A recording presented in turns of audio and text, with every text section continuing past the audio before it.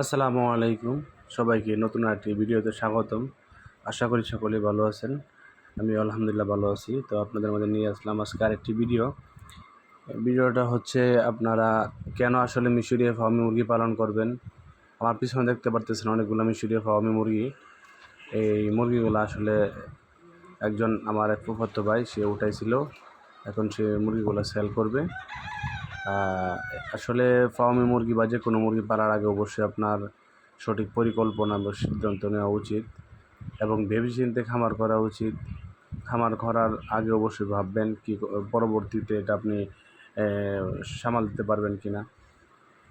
এখন কথা হচ্ছে আপনি কেন ফার্মে মুরগি পালন করবেন, কেন পালন করবেন না সেই বিষয়ে আলোচনা করি। আপনার ফার্মে মুরগিটা আসলে ডিমের জন্য পালন করা হয়। মুরগিটা আসলে ডিম পাড়ে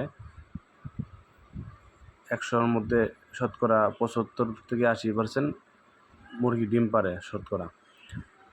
তো এই মুরগিগুলো আসলে যারা পালন করবেন ডিমের জন্য পালন করা হয়, মূলত এগুলো আসলে মাংসের জন্য পালন করে লাভবান হওয়া যায় না। আর ডিমের জন্য পালন করলে অবশ্যই আপনার সেই পরিকল্পনা অনুযায়ী আগাইতে হবে। আপনার কতগুলো মুরগি পালবেন, কতটুকু জায়গা আপনার আছে সেই অনুপাতে আপনি মুরগিগুলো পালবেন। অল্প জায়গায় অবশ্যই বেশি মুরগি নেবেন না। আবার দেখা গেছে আমার মতে যেটা সবচেয়ে গুরুত্বপূর্ণ বিষয়, কেউ আসলে ফার্মি মুরগি 1000-2000 পিস ওইভাবে বাণিজ্যিক আকারে না পালন করাই ভালো। 50, 100, 200 মধ্যে সীমিত থাকা ভালো, কারণ এটা ডিম হচ্ছে দেশি মুরগির ডিমের মতো। দেখা গেছে অধিক পরিমাণ হইলে ডিম আপনার বিক্রি করতে সমস্যা হইতে পারে আপনার। সেক্ষেত্রে আমার মনে হয় যদি 100 মুরগি বা 200 মুরগি হয়, 100 বা 200 মুরগি থেকে আপনি প্রতিদিন দেখা গেছে 150 ডিম পাইলে ওই ডিমগুলো আপনার দু একজন পাইকার হইলে নিয়ে যেতে পারে বা আশেপাশে দোকানদারদেরকে আপনি দিয়ে দিতে পারবেন।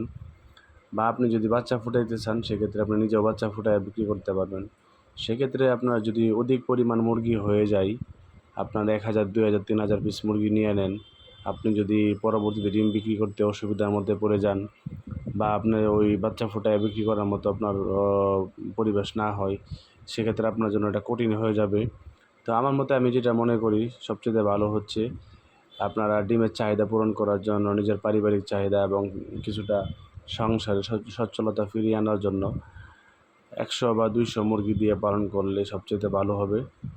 বেশি মুরগি না পালাটাই আপনার জন্য ভালো।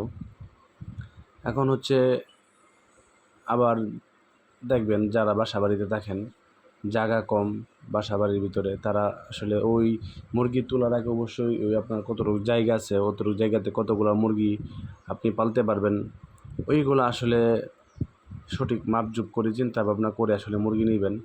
নয়তো পরবর্তীতে আমরা আসলে মুরগি বিক্রি করি ঠিক আছে, কিন্তু আমরা চাই না যে আপনারা আসলে কেউ মুরগি নিয়ে পরবর্তীতে সমস্যার মধ্যে পড়ে যান।